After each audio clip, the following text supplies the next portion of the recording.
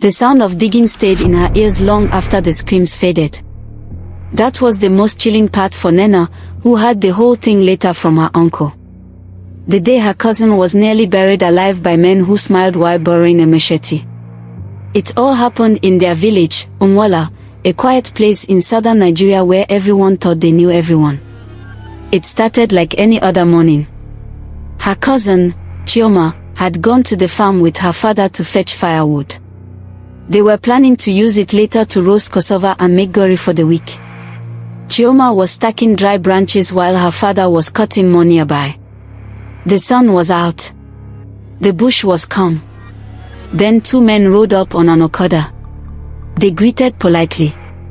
One of them smiled, said their bike had a small problem, and asked if they could borrow the machete for just a moment.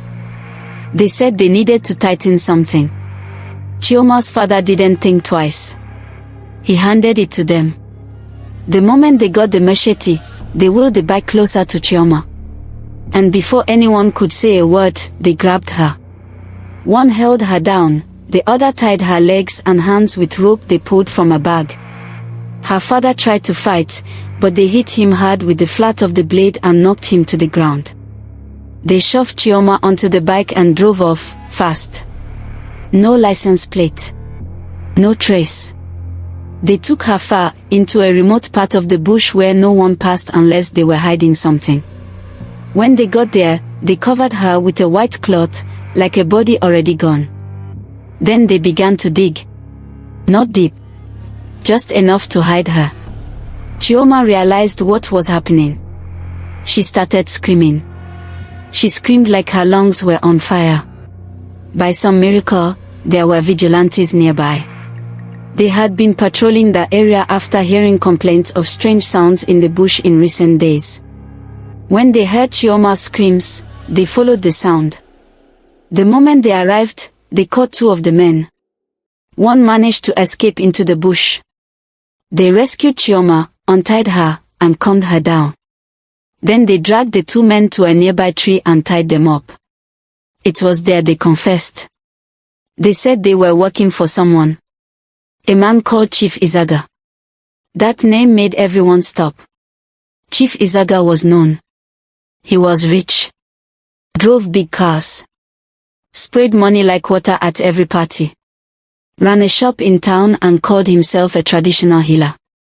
Nobody really knew how he made his money, but they assumed it was herbs, charm work, or helping people find favor. Turns out, his real business was blood.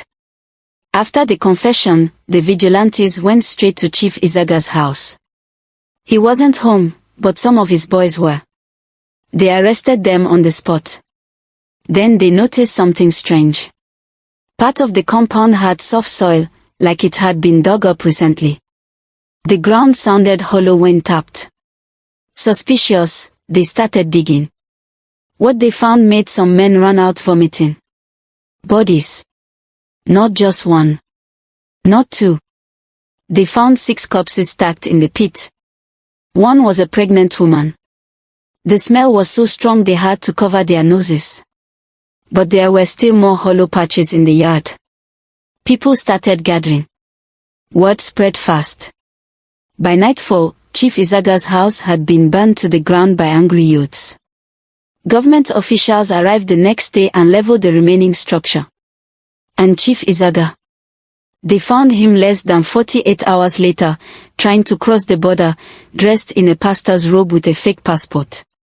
He had a small bag of foreign currency and a charm tied around his waist. They arrested him before he could say a word. After that, nothing in Umwala felt the same again. People who used to laugh and drink palm wine with Izaga couldn't sleep at night. They kept remembering that man who borrowed a machete. That girl under a white cloth. That scream from the bush.